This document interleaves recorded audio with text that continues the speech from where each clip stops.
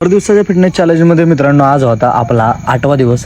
तर आज 8 दिवस कंप्लीट होत होते. तर आपण सकाळी उठल्यानंतर आपण सगळ्यात पहिल्यांदा केळे ॲपल खाऊन आपण जिमकडे निघालो. जाताना आपण रनिंग करत निघालो. तर मित्रांनो आपण जास्त रनिंग करत नाही, 1 किलोमीटर डेली रनिंग करतो, कारण की आता आपण सध्या फॅट लॉससाठी रनिंग करतो आहे. त्यानंतर जिममध्ये आल्यानंतर सगळ्यात पहिल्यांदा मित्रांनो आपण जोर पुशअप्स मारलं बरं का, आणि स्ट्रेचिंग करून आज आपण घेतला होता ट्रायसेप. तर ट्रायसेपसाठी सगळ्यात पहिल्यांदा मी झिगझॅग बेअर घेतला होता आणि बेंचवरती झिगझॅग बेअर मारत होतो. तर मित्रांनो कसं आहे माहिती आहे का, जर आपलं शरीर बदलायचं असेल तर सगळ्यात महत्त्वाचं आधी आपलं मन बदलावं लागतं. ज्यावेळेस आपलं मन बदलेलं, आपलं माइंड चेंज होईल ना, त्यावेळेस आपण आपल्या शरीरावरती काम करतो. तर मित्रांनो ट्रायसेपमध्ये आपण डंबेल्स घेतला होता. तर मित्रांनो ट्रायसेपचे आपण प्रत्येकी 3 सेट घेत होतो, म्हणजे एका सेटचे 3 सेट घेत होतो.